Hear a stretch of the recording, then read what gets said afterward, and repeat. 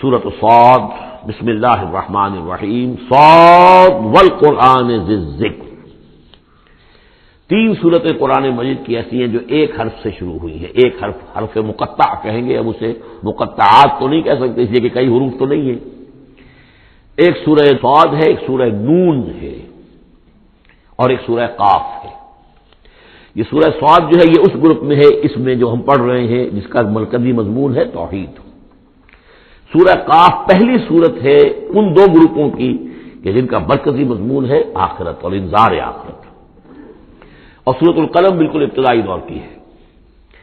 صاد والقرآن ذی الذکر، یہ بھی نوٹ کر لیجئے کہ صاد پر یہاں آیت نہیں ہے، ایک حرف جہاں آیا ہے وہ آیت نہیں ہے، البتہ دو پر حامیم یاسین یہ آیت ہے، طٰہٰ یہ آیت ہے، لیکن کہیں کہیں تین پر بھی آیت نہیں، الف لام را آیت نہیں ہے، الف لام میم آیت ہے۔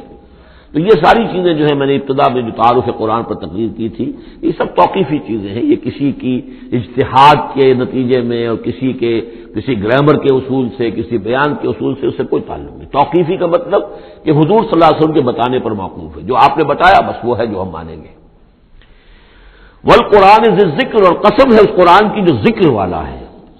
اب ہم وہ صورتیں بھی پڑھ چکے ہیں جس میں قرآن کو الذکر کہا گیا ہے، یہاں ذی الذکر کہا گیا، ذکر والا قرآن جس میں ذکر ہے اللہ کا، فیہ ذکرکم یہ بھی ہم پڑھ چکے ہیں، لیکن الذکر انا نحن نزلنا الذکر وانا لہ لحافظون، ہم نے ہی یہ الذکر نازل کیا ہے، جو دی ریمائنڈنگ، اور اس کے اندر ریمائنڈنگ ہے، یہ ریمائنڈنگ کا حامل ہے، بات ایک ہی ہے، لیکن یہ کہ اس کے بعد قسم کے بعد مقسم علیہ یہاں نہیں ہے۔ قسم کس چیز پر کھائی؟ قسم ہے اس قرآن کی جو ذکر والا ہے، مقسم علیہ کہاں ہے؟ بل الذین کفروا فی عزۃ و شقاق، یہ تو مقسم علیہ نہیں ہے، یہ میں آپ کو بتا چکا ہوں سورہ یاسین میں کہ جو وہاں پر آیا ہے یاسین والقرآن الحکیم انک لمن المرسلین، وہ انک لمن المرسلین، اس قسم کی تمام قسمیں جو قرآن میں آئی ہیں اس کے بعد مقسم علیہ جو ہے وہ سمجھیے کہ وہی ہے کہ قرآن گواہ ہے اس پر، قرآن ثابت کر رہا ہے کہ اے محمد صلی اللہ علیہ وسلم آپ اللہ کے رسول ہیں۔ بل الذین کفروا فی عزۃ و شقاق، لیکن جن لوگوں نے کفر کی روش اختیار کی ہے وہ بڑی جھوٹے غرور کے اندر، جھوٹی انا ان کی ہے، اور آپ کے زندم زندہ میں اور آپ کے مقابلے میں آ کر انہوں نے موقف اختیار کر لیا ہے اپنے غرور اور زندم زندہ میں۔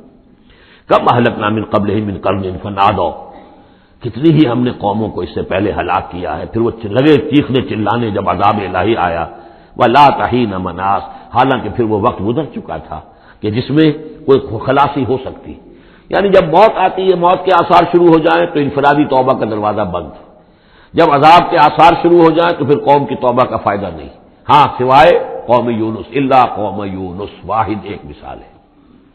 وعجبوا ان جاءهم منذر منهم، اور ان کو بڑا تعجب ہے کہ ان کے پاس آیا ہے خبردار کرنے والا انہی میں سے، وقال الکافرون ھذا ساحر کذاب، اور یہ کافر کہتے ہیں کہ یہ ساحر ہے اور کذاب ہے۔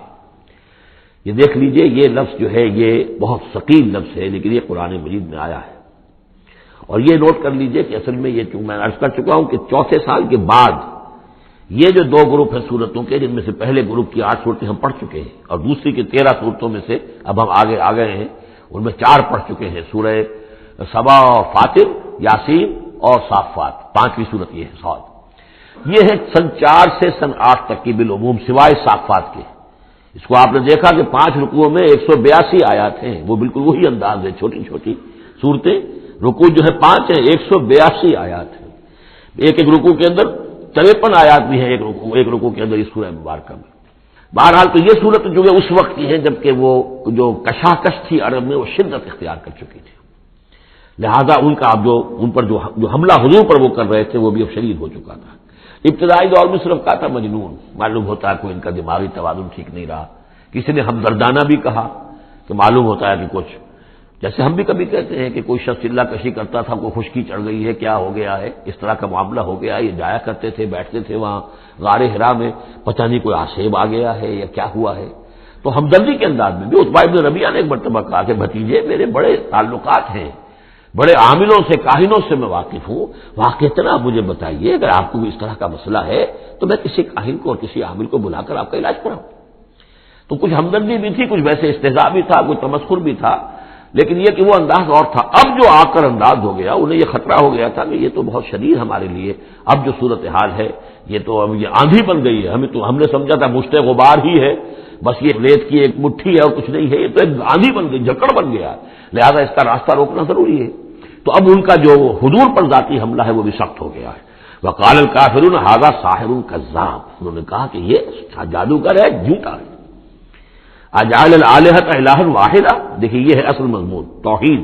ان صورتوں کا جو اصل مرکزی مضمون ہے، کیا اس نے تمام آلہہ کو بس ایک الہ بنا دیا، سارے الہ ختم کر دیے، بس ایک اللہ. ان ھذا لشیء عجاب، یہ تو بڑی عجیب بات ہے. وانطلق الملأ منهم ان امشوا واصبروا على آلہتکم ان ھذا لشیء یراد. بڑا نقشہ کھینچ دیا ہے جس کو ورلڈ پکچر کہتے ہیں، کہ ایسا نقشہ ہے جیسے کہ حضور کھڑے ہیں، دعوت دے رہے ہیں، اور کچھ لوگ ہیں، مجمع بھی ہے، کچھ ان کے سردار بھی ہیں، وہ سردار بھی سن رہے ہیں، اور یہ سب سن کر کہتے ہیں وانطلق الملأ، خود بھی چل پڑے وہاں سے. وانطلق الملأ منهم، اور لوگوں سے کہا امشوا، جاؤ جاؤ، کہاں کھڑے ہو، کیوں سن رہے ہو، امشوا جاؤ. واصبروا علی آلہتکم، اور جمے رہو اپنے معبودوں کے اوپر. یہ محمد کے کہنے سے اپنے کسی معبود کو ترک نہ کر دینا. وانطلق الملأ منهم ان امشوا واصبروا علی آلہتکم ان ھذا لشیء یراد. یہ تو کوئی خاص مقصد معلوم ہوتا ہے ان کا، ان کی نیت کچھ خراب ہے، یہ کوئی حکومت چاہتے ہیں، شاید کوئی اپنا غلبہ اور اقتدار چاہتے ہیں. یہ بات جو ہے ایسی ویسی نہیں ہے، یقیناً اس کے پیچھے کوئی بڑا مقصد ہے. ان ھذا لشیء یراد، جس کا ارادہ کیا گیا ہے، کوئی اسکیم ہے. ما سمعنا بھذا فی الملۃ الاخرہ، ہم نے تو ایسی بات سنی نہیں. ہمارا پچھلا چلا آ رہا ہے، ہمارا دین چلا آ رہا ہے، ہماری روایات ہیں، ہمارے آباء و اجداد کی باتیں ہیں جو نسل بعد نسل منتقل ہوئی ہیں. یہ بات جو آج یہ کہہ رہے ہیں وہ ہم نے تو سنی نہیں.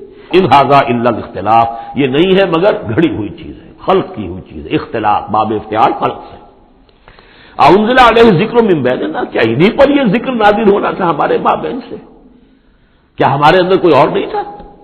بڑے بڑے چودھری تھے، بڑے بڑے سردار تھے، بڑے بڑے سرمایہ دار تھے.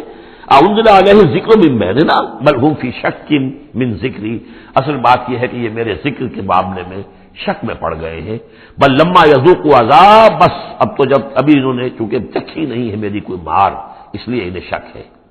ام عندہ خزائن رحمت ربک العزیز الوہاب، کیا ان کے اختیار میں ہے تیرے رب کے خزانے؟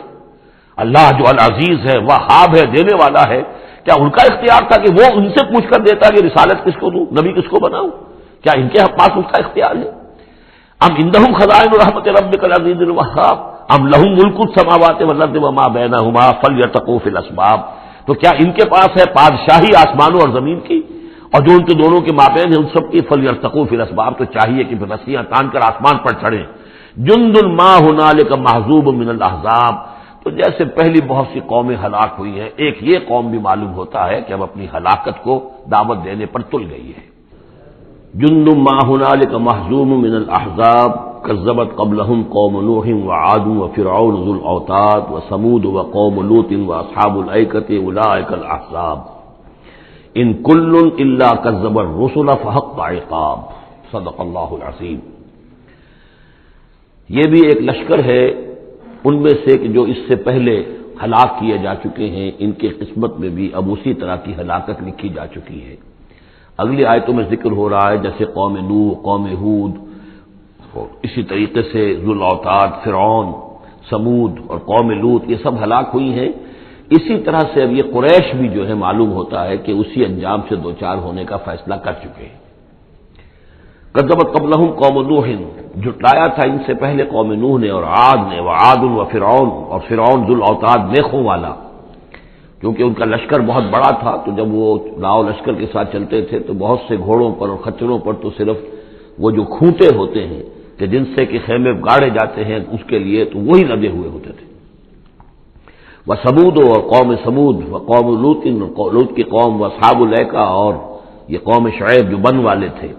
اولئک الاحزاب، یہ ہیں وہ جماعتیں، یہ ہیں وہ گروہ، یہ ہیں وہ قومیں کہ جو ہلاک ہو چکی ہیں. ان کل الا کذب الرسل، ان سب نے رسولوں کی تکذیب کی. فحق عقاب، تو وہ میرے سزا کے اور میری عقوبت کے مستحق ہو گئے. وما ينظر هؤلاء الا صيحة واحدة ما لها من فواق، اور یہ لوگ بھی اب منتظر نہیں ہیں مگر صرف ایک چنگھاڑ کے، ایک ہی چنگھاڑ ہوگی ہماری طرف سے، ما لہا من فواق، جس میں کوئی وقفہ نہیں ہوگا، یہ ایک مسلسل.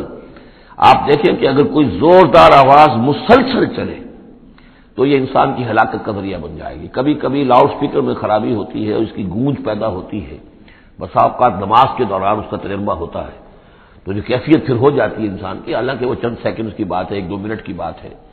لیکن اگر زوردار آواز مسلسل چلے، ویسے بھی آج ہمیں معلوم ہے کہ یہ ساؤنڈ ویوز جو ہوتی ہیں یہ بھی ایک قسم کی انرجی ہے، اور ان ساؤنڈ ویوز کے ذریعے سے بھی یہ سارے کا سارا جو نظام ہے درم برم ہو سکتا ہے. یہ اگر اتنی زوردار ویوز ہو تو ان سب کو توڑ پھوڑ کر رکھ دیں گے جو مادی یہ اس وقت عالم ہے.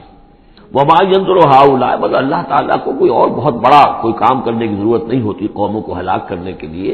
ایک چنگھاڑ، وما ينظر هؤلاء الا صيحة واحدة ما لها من فواق، لیکن وہ رکے گی نہیں، بیچ میں دم نہیں لے گی، مسلسل. وقالوا ربنا عجل لنا قطنا قبل يوم الحساب، اور وہ کہہ رہے ہیں، اور یہ وہ استہزاء کہا کرتے تھے کہ پروردگار یہ جو محمد کہہ رہا ہے صلی اللہ علیہ وسلم کہ ہمارا کوئی حساب کتاب ہونا ہے تو جو ہماری بیلنس شیٹ ہے وہ ہمیں ابھی دے دے، یوم الحساب سے پہلے ہمیں تو ابھی وہ ہمارا بتا دے کہ کیا ہماری بیلنس شیٹ ہے. قطنا، چٹھی ہماری. پچھلے زمانے میں جو چٹھے بنتے تھے، کاروبار کا سالانہ چٹھا بنتا ہے کہ یہ آمد، یہ خرچ اور یہ بچت. ربنا عجل لنا، جلدی دے دے ہمیں، لنا قطنا، ہماری چٹھی، ہمارا کریڈٹ اور ڈیبٹ بیلنس جو ہے بیلنس شیٹ دے دے، قبل یوم الحساب، اس یوم الحساب سے پہلے. اصبر علی ما یقولون، اے محمد صلی اللہ علیہ وسلم آپ صبر کیجئے جو کچھ یہ کہہ رہے ہیں. واذکر عبدنا داؤد، اور آپ تو ذرا تذکرہ کیجئے ہمارے بندے داؤد کا، ذل ایڈ، جو بڑی قوت والا تھا. انہ اواب، اور ساتھ ہی وہ بہت ہی رجوع کرنے والا تھا اللہ کی جناب میں. انا سخرنا الجبال معه، ہم نے تو اس کے ساتھ پہاڑوں کو مسخر کر دیا تھا. یسبحن بالعشی والاشراق، جو اس کے ساتھ ہی تسبیح کرتے تھے اس کی آواز میں آواز ملا کر، شام کو بھی اور صبح کے وقت بھی. والطیر محشورا، اور پرندے بھی کہ جو جمع کر دیے جاتے تھے یہ ان کے ساتھ مل کر حمد کے ترانے الاپتے تھے. کل لہ اواب، یہ سب کے سب اللہ کی طرف رجوع کرتے تھے، یا یہ کہ یہ سب کے سب رجوع کرتے تھے حضرت داؤد کی طرف، اور پھر داؤد جو ہے وہ گویا کہ ان سب کے ساتھ اللہ کی جناب رجوع کرتے تھے. وشددنا ملکہ وآتیناہ الحکمۃ وفصل الخطاب، اور ہم نے اس کی جو حکومت تھی اسے خوب مضبوط کیا تھا، اور ہم نے اسے حکمت عطا کی تھی اور فصل الخطاب بھی عطا کیا تھا، یعنی فیصلہ کن بات کہنے کی صلاحیت. ایسی بات کہی جائے جس سے کہ لوگ سب مطمئن ہو جائے کہ ہاں یہ بات ٹھیک ہے، فیصلہ کن بات ہو، دو ٹوک ہو، اور یہ کہ سب کے لیے منجم اطمینان ہو. وَهَلْ أَتَاكَ نَبَأُ الْخَصْمِ، اب یہ جو 3-4 واقعات اس صورت میں آ رہے ہیں یہ مشکلات القرآن میں سے ہیں. اس کی وجہ یہ ہے کہ یہ ہیں واقعات، لیکن ان کی یہاں پہ صرف اشارے کنارے میں قرآن نے تذکرہ کیا ہے. ان کی تفصیل کے لیے اگر ہم رجوع کرتے ہیں تورات کی طرف تو وہاں ہمیں کچھ قصے ایسے ملتے ہیں کہ جو انبیاء کی شان سے پوری طرح مطابقت نہیں رکھتے. لہذا ایک بہت یوں سمجھیے کہ ایک ہمارے لیے شش و پنج کا مسئلہ ہے کہ مفسرین واقعہ تو اس طرح کا ہے، معلوم ہوتا ہے کہ کہیں کو خطا ہوئی ہے اور ہو جاتا ہے. آخر نبی اور رسول جو ہے وہ بھی سب اللہ کے بندے تھے، اور اللہ تعالیٰ کی طرف سے خصوصی حفاظت ان کی ہوتی تھی. وہ معصوم ہوتے تھے بئی معنی، یہ نہیں کہ ان کے اندر کوئی غلطی کا رجحان ہی کبھی پیدا نہیں ہو سکتا تھا. وہ تو اگر یہ رجحان ہی پیدا نہ ہوتا تو فرشتے ہوتے، پھر وہ انسان نہ رہتے. جب تک وہ انسان تھے تو اس رجحان کے پیدا ہونے کی نفی ہم نہیں کر سکتے، لیکن یہ کہ اللہ انہیں بچا لیتا تھا، روک لیتا تھا. تو وقت کے اوپر بچا لینا، روک لینا، جیسے حضور کے بارے میں آتا ہے کہ آپ اپنی وہ نوجوانی کے دور میں حضور فرماتے کہ 2 مرتبہ میں نے ارادہ کیا کہ وہ جو میلے ہوتے تھے جہاں پر کچھ وہ قصے کہانیاں ہوتی تھیں، وہاں پر فوش گوئی بھی ہوتی تھی، شاعر جو ہے وہ ایسے ایسے اپنے قصیدے سناتے تھے، اپنے معاشقوں کی تفاصیل بیان کرتے تھے. تو 2 مرتبہ حضور کہتے ہیں میں نے ارادہ کیا کہ میں بھی ان میں جاؤں، دیکھوں کیا ہوتا ہے، وہاں پہ میں بھی شریک ہوں. لیکن دونوں مرتبہ یہ ہوا کہ فاصلے پر ہوتا ہوگا، ظاہر بات ہے کہ عین مکے میں تو نہیں تھا وہ، تو جیسے عکاس کا بازار جو ہے وہ ذرا فاصلے پر لگتا تھا. تو راستے ہی میں کہیں تھوڑی دیر آرام کرنے کے لیے بیٹھے ہیں اور نیند آ گئی ہے، ساری رات سوتے رہے، صبح آنکھ کھلی ہے تو اللہ تعالیٰ نے بچا لیا کہ وہاں جانے کی شکل ہی پیدا نہیں ہوئی.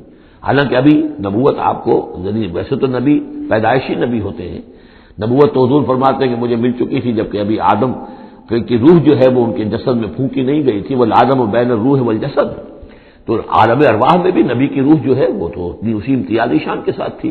لیکن یہ کہ نبوت کا ظہور ہوا ہے جب آپ کی عمر 40 برس کی ہوئی ہے، لیکن اس سے پہلے بھی بچپن میں بھی اور لڑکپن میں بھی، اور اس کے بعد آگے جو ہے جوانی اور نوجوانی میں بھی اللہ پوری طرح حفاظت کرتا ہے۔ لیکن حفاظت کا مطلب یہی ہے کہ کوئی غلط بات کا ارادہ اگر پیدا ہو بھی جائے کسی وجہ سے، تو اللہ تعالیٰ ایسے انتظامات کر دیتا ہے کہ اس کی تکمیل کی نوبت نہیں آتی۔ اب یہ جو ایک واقعہ ہوا ہے حضرت داؤد علیہ السلام کا، اس کے پیچھے جو قصہ بیان کیا گیا ہے جو تورات میں ہے، وہ تو یہ ہے کہ ان کی بہت سی بیویاں تھیں۔ یہ جو تعدد ازدواج 4 کی پابندی تو حضور کی شریعت میں آ کر ہوئی ہے، ورنہ اس سے پہلے تو آپ کو معلوم ہے بادشاہ لوگ جو ہوتے تھے ان کے حرم ہوتے تھے بڑے بڑے، تو حضرت داؤد علیہ السلام کا بھی بڑا حرم تھا، بیویاں تھیں بہت سی۔ لیکن اسی اثنا میں انہیں کسی اور عورت کے بارے میں ان کے دل میں خیال پیدا ہو گیا، رغبت ہوئی، اس سے وہ شادی کرنے کی خواہش پیدا ہوئی، اور وہ کسی شخص کے نکاح میں تھی۔ اس خیال کا دل میں آنا جو ہے بس اس کے اوپر ٹوکنے کے لیے کہ تم کیا سوچ رہے ہو، یہ غلط بات سوچ رہے ہو، اللہ تعالیٰ نے ایک شکل پیدا کر دی۔ وَهَلْ أَتَاكَ نَبَأُ الْخَصْمِ، اور کیا تمہارے پاس آ چکی ہے 2 دعوے داروں کی خبر، یعنی کچھ لوگ آئے تھے جن کا ایک مقدمہ تھا، ان کی خبر، اِذْ تَصَوَّرُوا الْمِحْرَابَ، جبکہ انہوں نے دیوار پھلانگ کر محراب میں، حجرے میں جہاں حضرت داؤد علیہ السلام اللہ کی عبادت میں یاد میں مشغول تھے وہاں پہنچ گئے، پہرے داروں وغیرہ سے سب سے بچ کر فصیل کو یا دیوار جو تھی اس کو پھلانگ کر آ گئے۔ اس دخلوا علی داؤد، اب جب وہ وہاں وہ تنہا اللہ کی یاد میں تھے، انہوں نے دیکھا داؤد نے یہ 2 اشخاص آ گئے ہیں، ففزع منہم، تو وہ ڈرے ان سے کہ پتہ نہیں کس نیت سے آئے ہیں، کس ارادے سے آئے ہیں، 2 انسان ہیں۔ قالوا لا تخف، ان کا کہ آپ ڈریں نہیں، خصمان بغى بعضنا علی بعض، ہم 2 ہیں ایک دوسرے کے مقابلے کے فریق، خصم کہتے ہیں جو ایک دوسرے کے بالمقابل ہوں، مخالف، ہم 2 مخالف ہیں، بغى بعضنا علی بعض، ہم میں سے کسی نے دوسرے پر زیادتی کی ہے، فاحکم بیننا بالحق، تو ہمارے مابین حق کے ساتھ فیصلہ کیجیے، ولا تشتت، اور دیکھیے صرف ٹالیے نہیں، آپ کہہ کہ کل آنا پرسوں آنا، یہ نہیں، یہ معاملہ ہمارا بڑا ایمرجنسی والا ہے، فوری طور پر ہم چاہتے ہیں کہ آپ ہمیں بتائیں۔ واہدنا الی سواء الصراط، اور ہمیں پھر ہدایت دیجیے سیدھے راستے کی طرف کہ کیا کون سی شکل بہتر ہے، کون سا راستہ صحیح ہے۔ ان ھذا اخی، اب یہ جو مدعی تھا وہ کہہ رہا ہے یہ میرا بھائی ہے، لہ 99 نعجۃ، اس کے پاس 99 دمبیاں ہیں، یعنی اس کا جو ہے بہت بڑا جو ہے ریوڑ ہے اس کے پاس، ولی نعجۃ واحدہ، میری ایک ہی دمبی ہے۔ اصل میں اس تورات کے واقعے کو ہم اس کا مطلب یہ ہے کہ ایک شخص کے پاس 99 بیویاں ہیں، میرے پاس صرف ایک بیوی ہے۔ فقال اکفلنیھا، اب وہ کہہ رہا ہے کہ یہ بھی مجھے دے دے۔ وعزنی فی الخطاب، اور اس نے مجھے دبا لیا ہے، یعنی دباؤ ڈال رہا ہے مجھ پر، پریشرائز کر رہا ہے، جو گفتگو کرتا ہے تو بڑے زوردار انداز میں کرتا ہے۔ قال لقد ظلمك بسؤال نعجتك الى نعاجه، حضرت داؤد نے فوراً کہا کہ یہ تو بڑی ظلم کی بات ہے، واقعتاً اس نے بہت ظلم کیا تمہارے اوپر کہ تمہاری دمبی جو ہے اب اس پر بھی اس کی نظر ہے اور وہ اس کو چاہتا ہے تم سے لے لے اور اپنی دمبیوں میں اس کو بھی شامل کر لے ریوڑ میں۔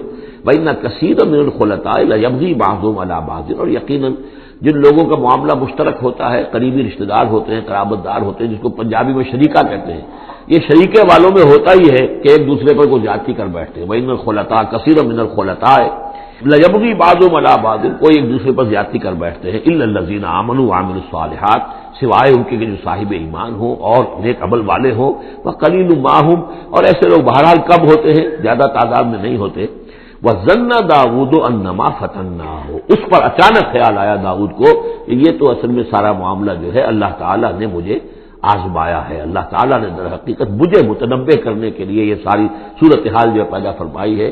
انہیں اپنے اس خیال کے اوپر پھر جو تنبع ہوا، فاستغفر ربہ، تو انہوں نے استغفار کیا اپنے رب سے، وخر راکعا واناب، اور وہ گر پڑے سجدے کے اندر، رکوع کہہ دیجئے، سجدہ کہہ دیجئے، راکعا گر پڑا جھک کر، اور رجوع ہوا، اس نے اللہ تعالیٰ کی طرف اپنے آپ کو پوری طریقے سے متوجہ کر لیا۔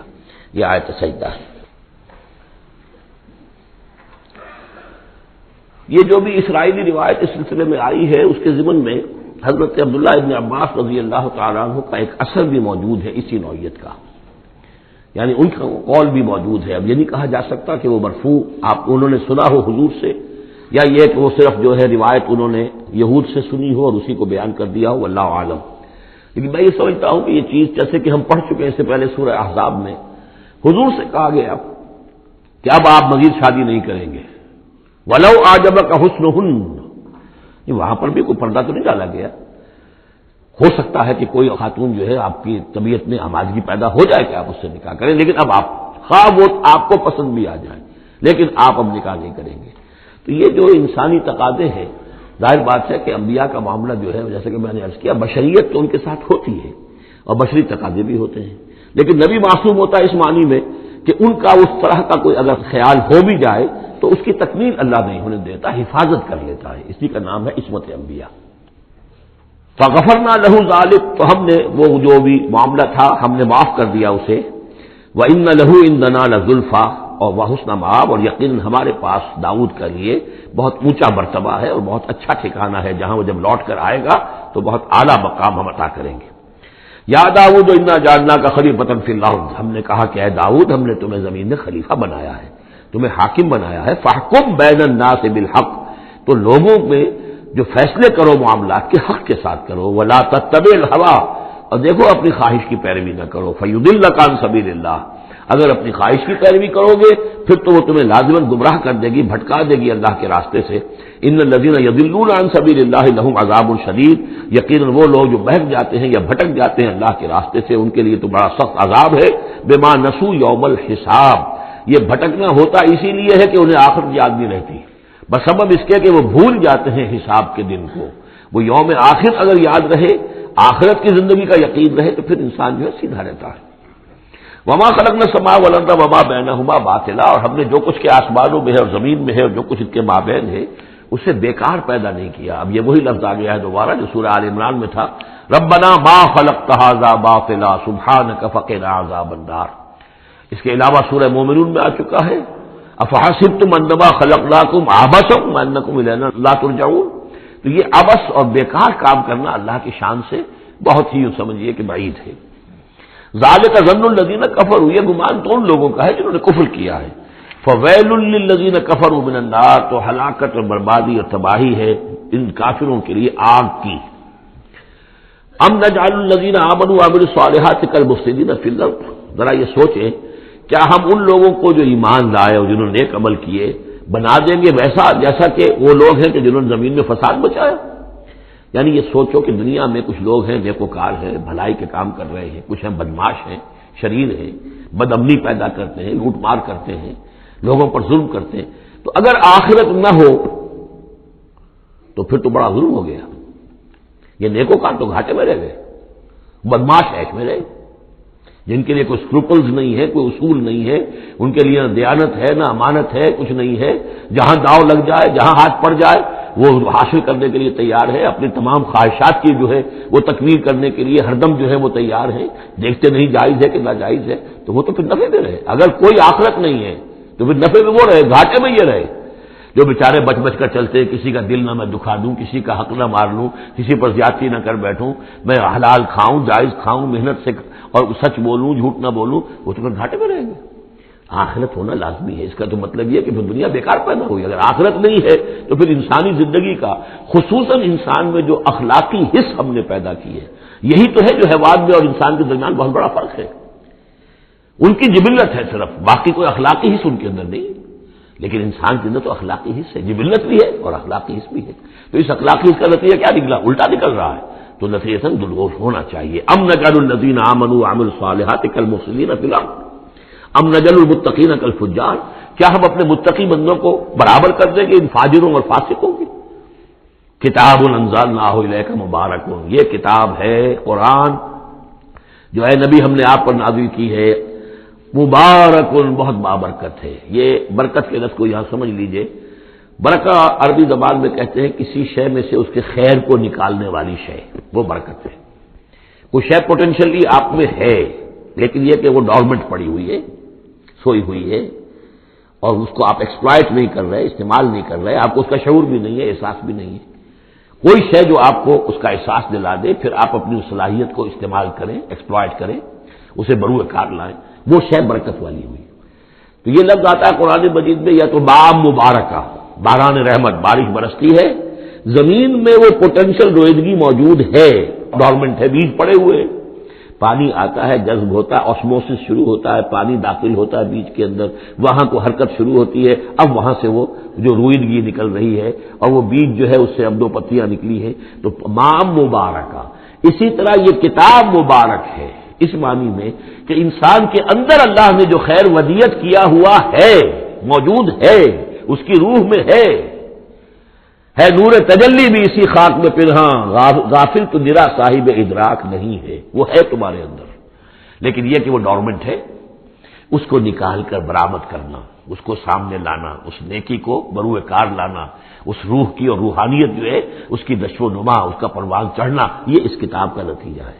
تو یہ کتاب مبارک ہے، کتاب انزلناہ الیک مبارک لیدبروا آیاتہ ولیتذکر اولو الالباب، یہ مبارک ہے، بابرکت ہے، تاکہ وہ تدبر کریں اس کی آیات پر، اور تاکہ جو ہوش مند لوگ ہیں وہ اس سے سبق حاصل کریں۔ وَوَهَبْنَا لِدَاوُودَ سلیمان، اور ہم نے داؤد کو سلیمان جیسا بیٹا عطا کیا، نعم العبد، بہت ہی اچھا بندہ تھا ہمارا، انہ اواب، اور یقیناً وہ بھی ہماری طرف رجوع کرتا رہتا تھا، ہماری طرف ہی رجوع رہتا تھا، توجہ رکھتا تھا، دھیان ہمارے ساتھ لگائے رکھتا تھا۔ اذ عرض علیہ بالعشی الصافنات الجیاد، جب یہ کہ شام کے وقت ان کے سامنے پیش کیے گئے، یعنی جیسے انہوں نے پہلے ہم پڑھ چکے ہیں کہ انہوں نے اپنی فوجوں کی انسپیکشن کی تھی، تو وہ فوجیں کہ جو انسانوں کی بھی تھی، جنوں کی بھی تھی، یوزعون، ان کی ریجمنٹس بنائی گئی تھی، بٹالینز بنائی گئی تھی، اس میں پرندے بھی تھے۔ اسی طریقے سے اب جو گھوڑے رکھے ہوئے تھے جہاد کے لیے، ظاہر بات ہے کہ گھوڑے، کیولری جو ہے وہ تو اس زمانے میں اصل شے تھی، تو اس کو انہوں نے جو شام کے وقت انسپیکشن پریڈ کوئی ہوئی گھوڑوں کی، تو وَإِذْ عُرِضَ عَلَيْهِ بِالْعَشِيِّ الصَّافِنَاتِ الْجِيَادِ، تو بہت ہی عمدہ، بہت اعلیٰ نسل والے، بہت عمدہ جو گھوڑے تھے، ان کو اس کے سامنے پیش کیے گئے، معائنہ کر رہے تھے حضرت سلیمان۔ فقال انی احببت حب الخیر عن ذکر ربی، ہوا یہ کہ اس میں کچھ دیر ہو گئی، شام کا وقت تھا اور سورج جو ہے وہ غروب ہو گیا، عصر کی نماز ان کی قضا ہو گئی، جیسے کہ حضور کی عصر کی ایک نماز قضا ہوئی تھی غزوہ احزاب میں، اور اس پر حضور نے لعنت فرمائی تھی پھر کفار پر کہ ان کی وجہ سے ہماری آج عصر کی نماز، اور خاص طور پر جس کو صلاۃ الوسطیٰ عام طور پر چونکہ گمان ہے، وہ آج ہماری قضا ہو گئی، تو عصر کی نماز ان کی قضا ہو گئی۔ تو انہوں نے کہا کہ مجھے یہ جو حب الخیر، یہ خیر ہے نا، یہ گھوڑے جو ہیں یہ خیر ہے، دولت ہے، ایک آدمی کی بہت اچھی جو ہے پونجی ہے، اس کی محبت نے انی احببت حب الخیر عن ذکر ربی، میں اس کی محبت میں اتنا مصروف ہو گیا، اتنا مشغول ہو گیا کہ اپنے رب کا ذکر جو ہے وہ بھول گیا۔ حتیٰ توارت الشمس بالحجاب، یہاں گویا کہ سورج کا لفظ محذوف ہے، یہاں تک کہ سورج جو ہے وہ تو چھپ گیا، اوٹ میں آ گیا۔ ردوہا علیہ، تو اس میں انہوں نے کہا کہ ذرا واپس لاؤ ان گھوڑوں کو، فتفق مسم بالسوق والاعناق، تو اب وہ لگا تلوار مارنے ان کی گردنوں پر اور ان کے پیروں پر۔ اس کو سمجھنا چاہیے کہ غلبہ حال میں یہ کیفیت ہوئی، اس کی بھی تعویل کرنے کی بہت کوشش کی گئی کہ نہیں وہ تو پہنچنے کے لیے ان کی گردن گویا کہ اور ان کو چوم چاٹ رہے ہیں، تو انہوں نے جو ہاتھ چلائے تھے ان کی گردن اور جو ان کے پاؤں، جیسے کہ آدمی جب گھوڑا بہت اعلیٰ نسل کا ہو تو آپ ہاتھ پھیرتے ہیں اس کے اوپر، تو اس سے ایک اپنائیت کا احساس اس کے اندر بھی پیدا ہوتا ہے۔ تو یہ جو نہیں، یہ بات نہیں ہے، بات سیدھی وہی ہے کہ جو یعنی خام خواہ اس میں ضرورت نہیں ہے، جیسے کہ غلبہ حال کسی وقت ہو جاتا ہے، خام خواہ تعبیر کی کیا ضرورت ہے۔ جیسے حضرت عمر کا معاملہ ہو گیا تھا کہ غزوہ احد میں تلوار پھینک کر بیٹھ گئے، جب محمد ہی قتل ہو گئے صلی اللہ علیہ وسلم، تو اب اور کس کے لیے لڑنا ہے؟ حالانکہ لڑنا تو اللہ کے لیے تھا، محمد کے لیے اتنی لڑنا تھا، لیکن ایک طرح کی طبیعت ہوتی ہے، ایک وقت میں احساسات اور جذبات کا ایسا غلبہ ہو جاتا ہے، وہی غلبہ ان پر ہوا ہے حضور کے انتقال کے وقت، وہ بھی تلوار کھینچ کے بیٹھ گئے تھے کہ جو شخص کہے گا کہ محمد کا انتقال ہو گیا گردن اڑا دوں گا۔ وہ تو پھر حضرت ابو بکر آئے ہیں، انہوں نے پھر آ کے خطبہ دیا ہے، اور خطبے میں وہ آیت بھی پڑھی ہے وما محمد الا رسول قد خلت من قبلہ الرسل افإن مات أو قتل انقلبتم على أعقابكم، اور ساتھ ہی پھر انہوں نے یہ خطبہ دیا کہ من كان يعبد محمدا فإن محمدا قد مات ومن كان يعبد الله فإن الله حي لا يموت۔ کوئی شخص اگر محمد کو پوجتا تھا، محمد کی عبادت کرتا تھا، تو سن لے محمد کا انتقال ہو گیا، اور جو کوئی اللہ کو پوجتا تھا اور اللہ کی بندگی کرتا تھا اس کو جان لینا چاہیے اللہ پر کبھی موت واقع نہیں ہوگی، وہ زندہ رہنے والا ہے۔ تو یہ غلبہ حال کی ایک کیفیت ہے کہ اسی کیفیت میں کہ میری یہ نماز جو ہے یہ چھوٹ گئی ہے۔ بہرحال یہ دونوں میں نے آپ کے سامنے رکھ دیے ہیں۔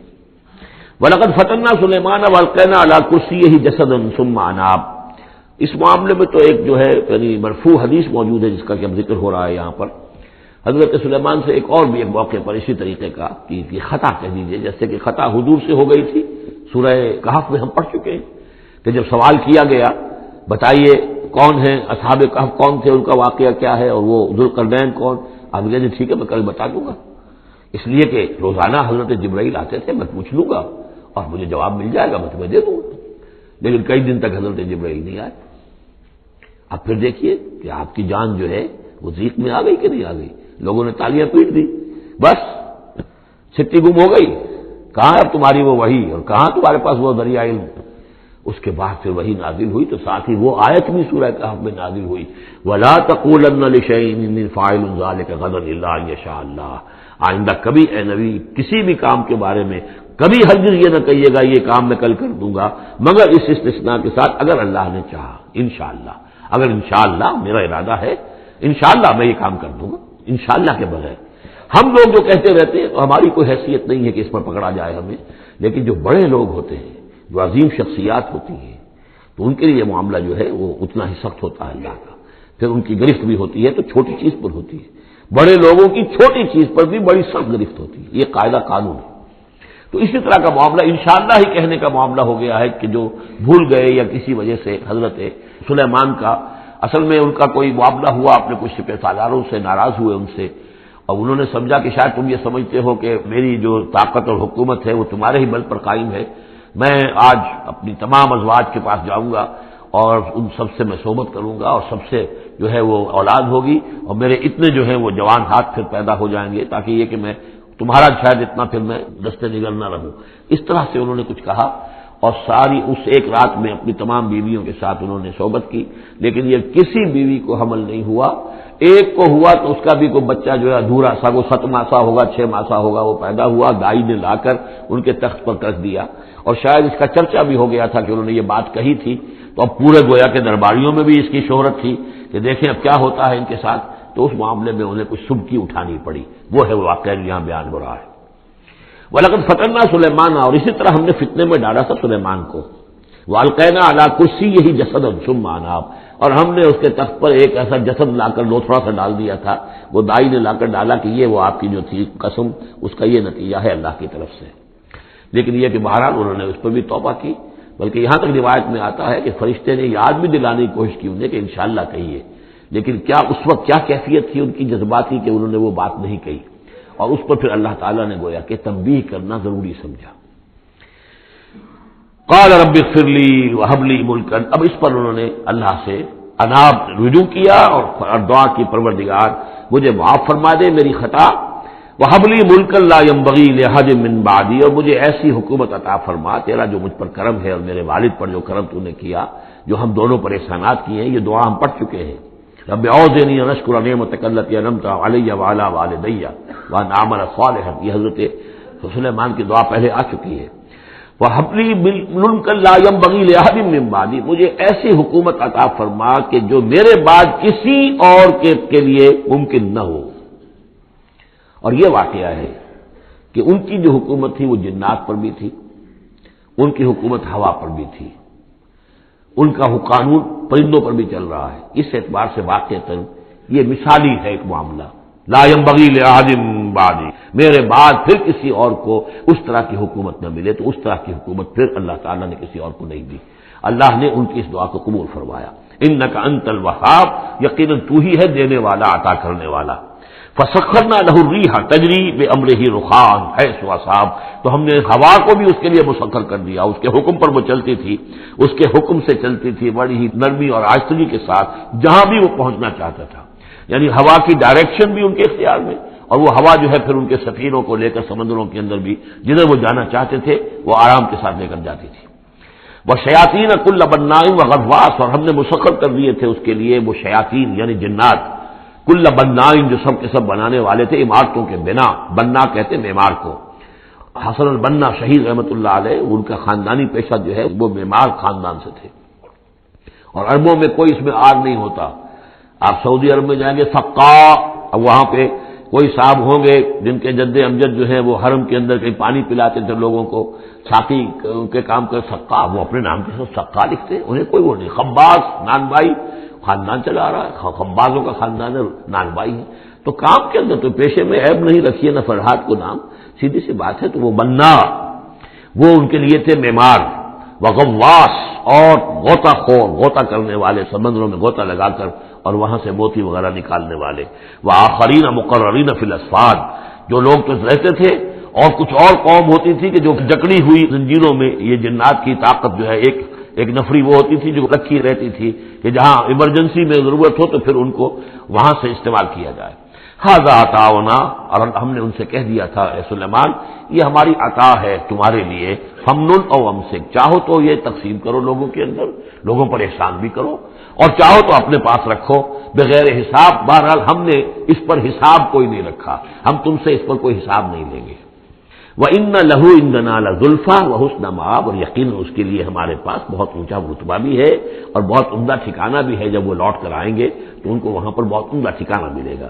وَاذْكُرْ عَبْدَنَا أَيُّوبَ إِذْ نَادَىٰ رَبَّهُ أَنِّي مَسَّنِيَ الشَّيْطَانُ بِنُصْبٍ وَعَذَابٍ، اور ذرا یاد کیجئے، ذکر کیجئے حضرت ایوب کا علیہ الصلوۃ والسلام، ہمارا بندہ ایوب، اس نے پکارا اپنے رب کو، انی مسنی الشیطان بنصب وعذاب، کہ شیطان نے مجھے چھوت لگا دی ہے، بڑی تکلیف اور ایذا اور تکلیف، اور اس کی بیماری تھی، جلدی کوئی بیماری تھی جس کی وجہ سے سارا جسم جو ہے گل گیا تھا، اور اس درجے اس میں کوئی تعفن بھی تھا، کیڑے بھی پڑ گئے تھے کہ ان کی اہلیہ، بیوی، بچے ایک وقت تک تو انہوں نے خدمت کی جب تک کی، پھر بعد میں آ کر سب ہمت ہار کر ان کو چھوڑ کر چلے گئے تھے.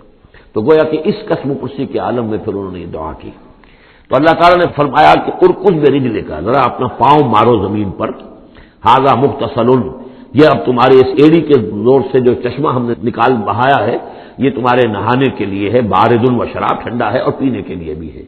تو شاید جس کو ہم کہتے ہیں گندھک کا کوئی چشمہ نکل آیا ہو، جو کہ جلدی امراض کے لیے چشمے ہوتے ہیں جہاں جاتے ہیں لوگ، جلدی امراض کے لوگ جا کر وہاں جا کر نہاتے ہیں تو اس سے شفا ہوتی ہے. تو اللہ نے اس کے اندر وہ شفا ان کے لیے رکھ دی، وہ ٹھیک ہو گئے.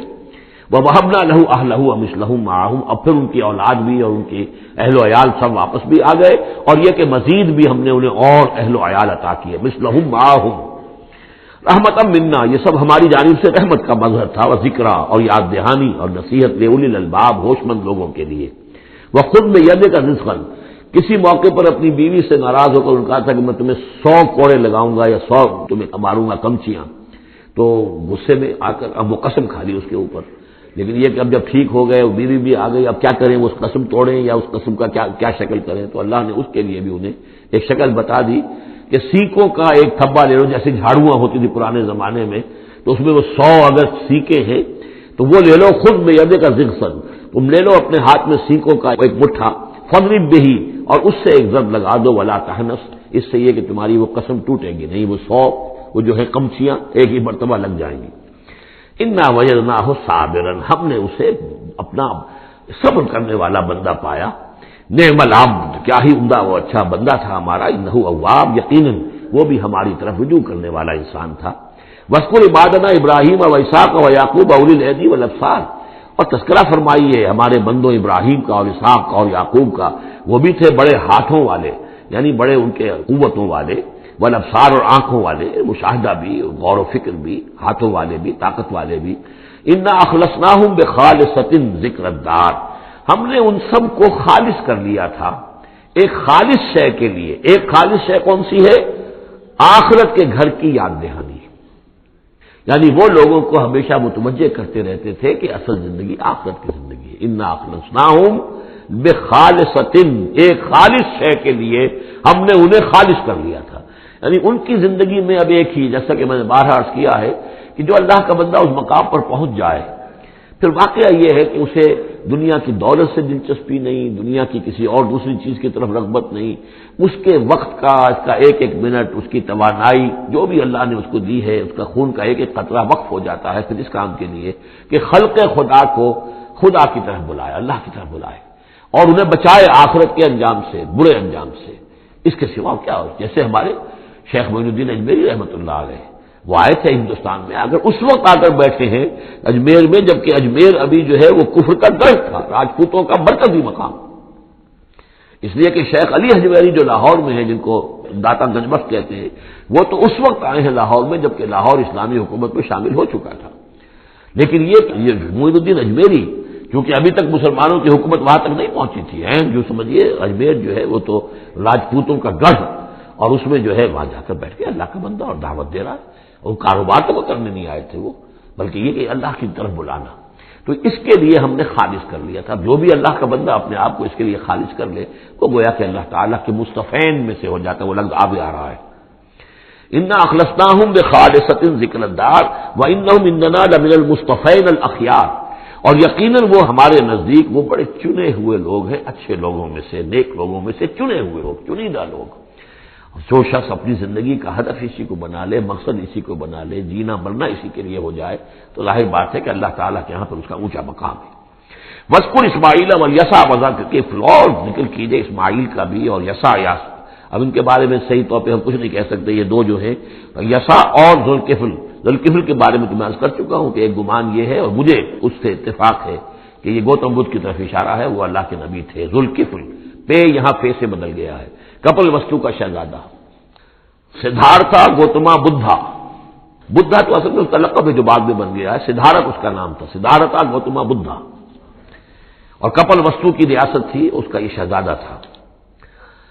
وَكُلُّ مِنَ الْأَخْيَارِ، یہ سب کے سب بھی بڑے ہی عمدہ لوگوں میں سے تھے۔ ھذا ذکر، یہ ایک ذکر ہے، یہ ایک تذکرہ ہے۔ وَإِنَّ لِلْمُتَّقِينَ لَحُسْنَ مآب، اور یقیناً ان متقین کے لیے، تمام متقین کے لیے بہت ہی اچھی جگہ ہے لوٹنے کی، آنے کی، اچھا ٹھکانہ ہے۔ جنات عدن، وہ باغات کے جو رہنے والے ہوں گے، ریزیڈنشل ہوں گے، بسنے والے، مفتحۃ لہم الابواب، جن کے دروازے ان کے لیے کھلے رکھے گئے ہوں گے۔ یہ آگے بھی آئے گا سورہ زمر میں بھی کہ جنتوں کا معاملہ یہ ہے کہ اس کے دروازے کھلے ہوں گے جنتیوں کے استقبال کے لیے، جیسے کہ مہمان کے لیے جب آپ کو ان کا استقبال کرنا ہو تو یہ تو نہیں کرتے دروازے بند کر کے بیٹھ جائیں کہ وہ آ کے دستک ہی دے گا تبھی کھولیں گے، اس کا تو انتظار ہو رہا ہوتا ہے، تو دروازے کھلے ہوتے ہیں۔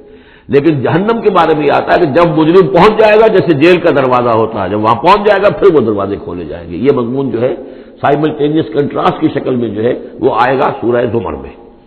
ان کے لیے دروازے کھلے رکھے جائیں گے جنات عدن کے، متکئین فیہا یدعون فیہا بفاکہۃ، اور اس میں وہ ٹیک لگا کر بیٹھے ہوں گے اور وہ آرڈر دیں گے، یدعون آرڈر دیں گے، مانگیں گے، طلب کریں گے اس میں بفاکہۃ، میوے بھی، کثیرۃ کثرت سے، و شراب، اور مشروبات بھی، عمدہ سے عمدہ مشروبات۔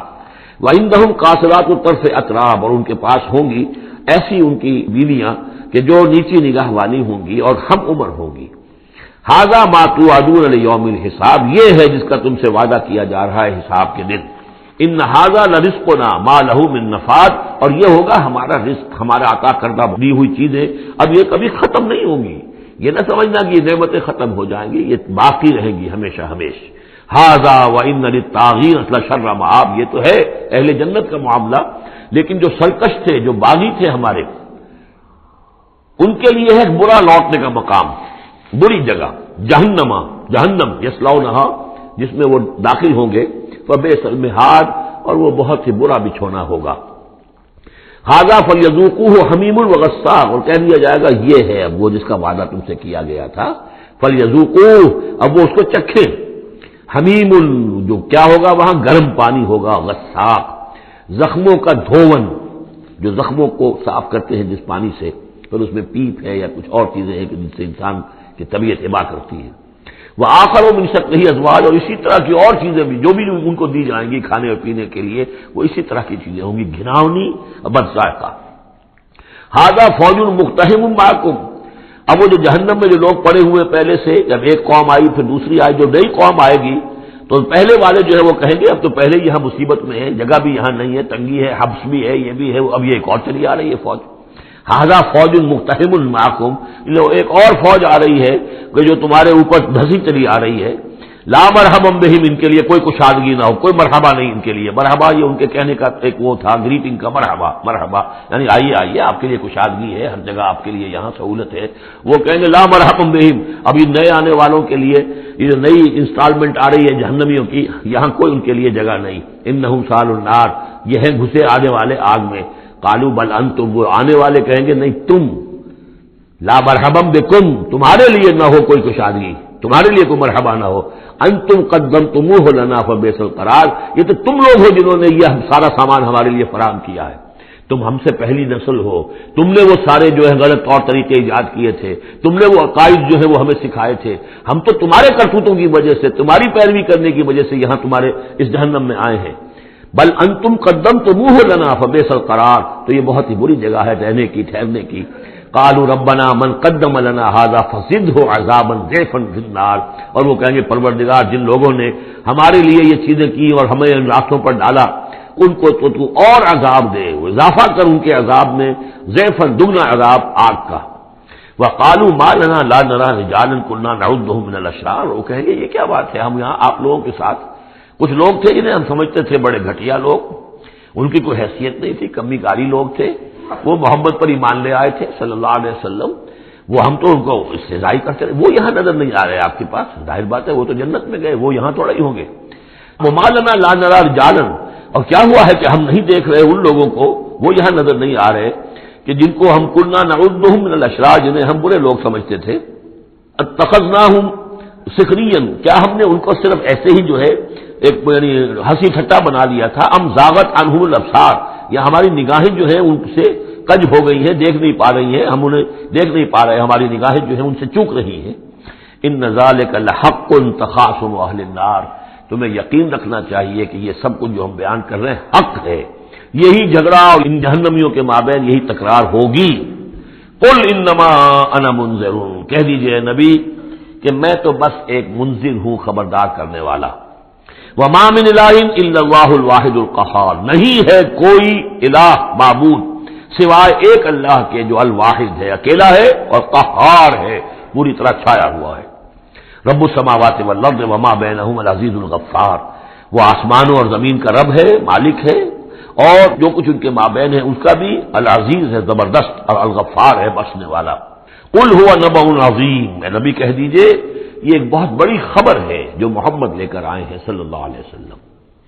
یہ وہی لفظ ہے کہ اس سے آخری پارہ شروع ہوتا ہے، اما یتساءلون عن النبأ العظیم الذی هم فیہ مختلفون کلا سیعلمون ثم کلا سیعلمون ھذا نبأ قل هو نبأ عظیم انتم عنہ معرضون، اور تم اس سے اعراض کر رہے ہو، بہت بڑی خبر ہے تمہارے لیے یہ بہت ہی فیصلہ کن بات ہے، لیکن یہ کہ تم اعراض کر رہے ہو۔ ما کان لی من علم بالملأ الاعلی اذ یختصمون، اور مجھے کچھ معلوم نہیں ہے کہ ملأ اعلی میں کیا اختلافات ہو رہے ہیں۔ یہ لفظ نوٹ کر لیجئے، اس کا ذکر سورہ زمر میں بھی آئے گا کہ فرشتوں کی آراء بھی مختلف ہوتی ہیں، اور وہ بھی کسی کی رائے ہوگی کہ اب عذاب بھیج دیا جانا چاہیے، کوئی سوچتا ہوگا کہ نہیں ابھی اور تاخیر ہونی چاہیے، تو اس طرح سے آپس میں کچھ گفتگو کرتے ہیں۔ ہوتا ہوا جو آخری فیصلہ اللہ کرتا ہے، لیکن ظاہر بات ہے کہ وہ بھی عاقل ہستیاں ہیں، تو ان کا بھی ان کے ہاں جو ہے وہ کوئی آراء ہوتی ہے، تو آراء کے اندر کبھی کبھی اختلاف بھی ہو جاتا ہے۔ ما کان لی من علم بالملأ الاعلی، میرے پاس کوئی علم نہیں ہے ملأ اعلی میں فرشتے جو ہیں وہ کس کس چیز میں اختلاف کر رہے ہیں۔ ان یوحی الی الا انما انا نذیر مبین، مجھے تو بس یہ میری طرف وحی کیا گیا ہے کہ میں ہوں صرف واضح طور پر خبردار کر دینے والا۔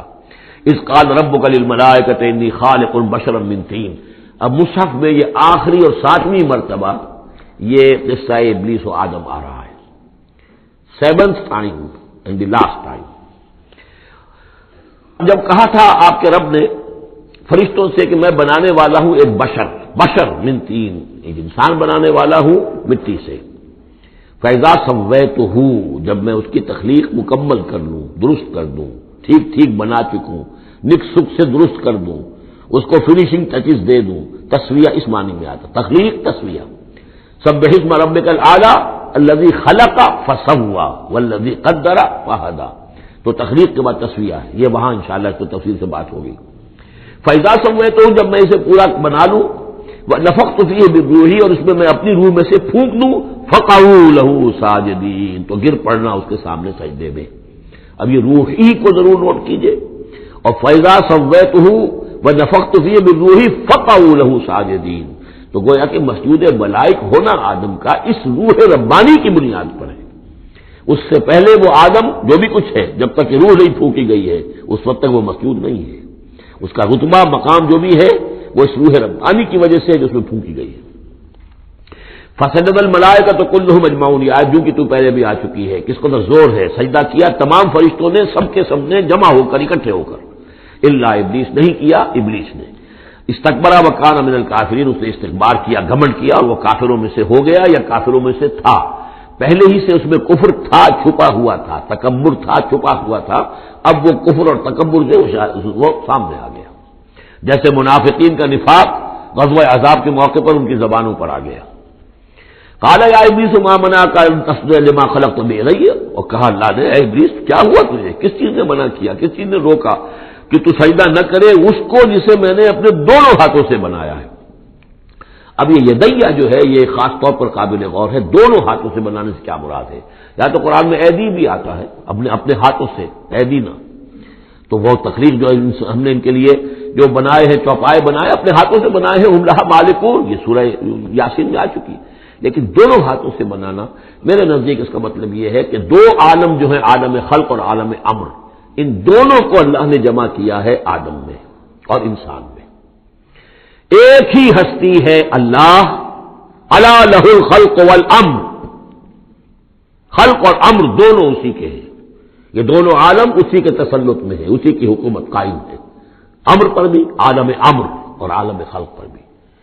اب فرشتہ صرف عالم خلق سے متعلق ہے، اس کا اس عالم امر سے متعلق ہے، اس کا کوئی وہ حیوانی جسد نہیں ہے، اس کی کوئی بھوک نہیں ہے، اس کو کوئی پیاس نہیں ہے، اس میں کوئی نر اور مادہ نہیں ہے، ان کے کوئی جنسی جذبہ کچھ نہیں، عالم امر کی شے۔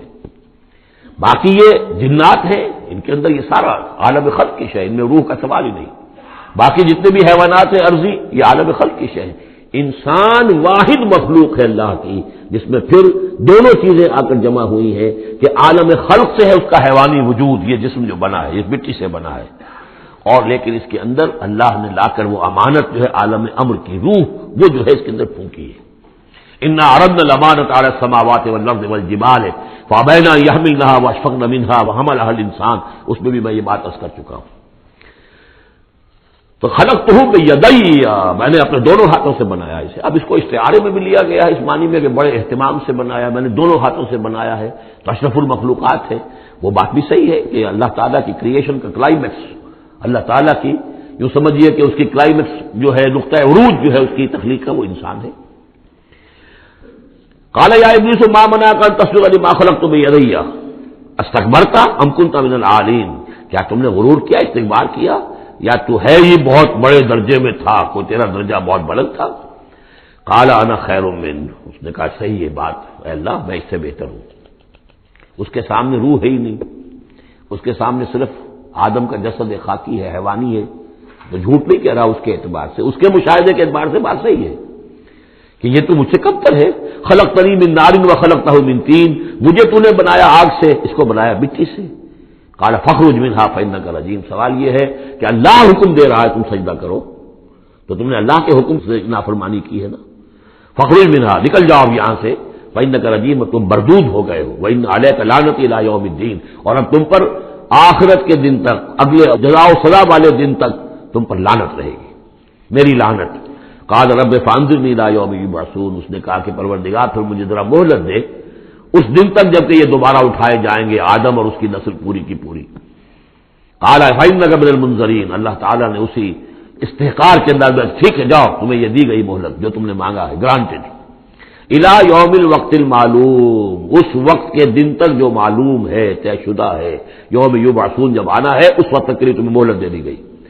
قال فبعزتک لأغوینہم اجمعین، اب اس نے کہا جب تو نے مجھے مہلت دے دی ہے تو اے اللہ تیری عزت کی قسم، تیرے اقتدار اور اختیار کی قسم، میں ان سب کو گمراہ کر کے رہوں گا، الا عبادک منہم المخلصین، سوائے اس میں سے تیرے وہ بندے جنہیں تو خود اپنا بنا لے، مخلص، مخلص نہیں، مخلص۔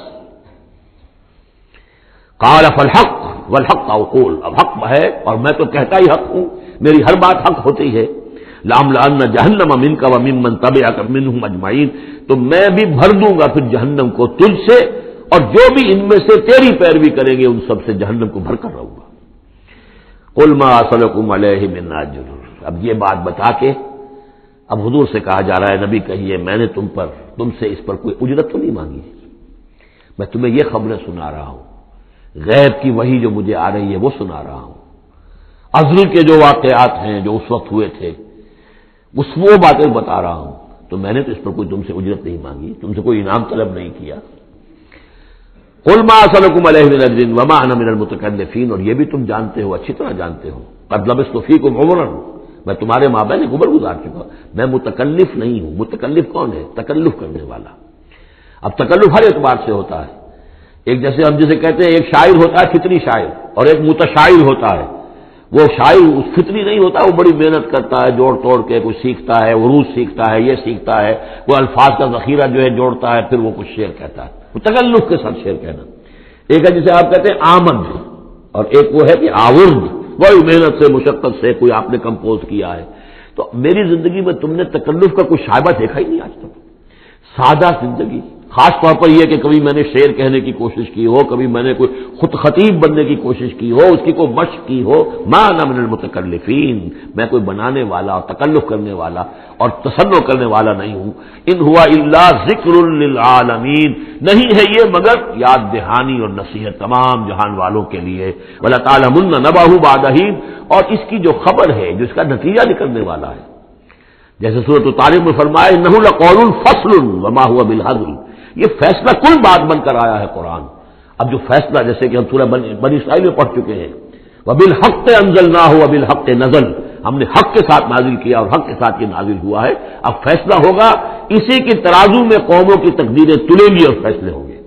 جیسے کہ حدیث ہے حضرت عمر بن الخطاب سے رضی اللہ تعالی عنہ کہ حضور نے فرمایا ان اللہ یرفع بہذا الکتاب اقواما ویضع بہ آخرین، اللہ تعالیٰ اسی کتاب کی بدولت قوموں کو عروج پر پہنچائے گا اور اسی کو ترک کرنے کی وجہ سے قعر مذلت میں گرا دے گا. تو فرمایا وَلَتَعْلَمُنَّ نَبَأَهُ بَعْدَ حِينٍ، کچھ دیر کے بعد اس کی اصل خبر ان کو پہنچ جائے گی کہ اس کا نتیجہ کیا نکلتا ہے. یہاں وہ 5 صورتیں ختم ہو گئی ہیں اس دوسرے، بلکہ جیسا کہ میں نے عرض کیا تھا کہ یہ جو گروپ ہے چوتھا، یہ 13 صورتیں مکیات ہیں اس کے اندر. ان میں 5 ہیں یہ سورہ یاسین بالکل وسط میں، ان 5 میں 2 ادھر ہیں، دونوں الحمدللہ سے شروع ہوئی ہیں، سورہ سبا، سورہ فاطر. 2 ادھر ہیں، سورہ صافات اور صاد، اس میں بھی صاد آیا ہے، صافات کے ساتھ اس کی مناسبت ہے.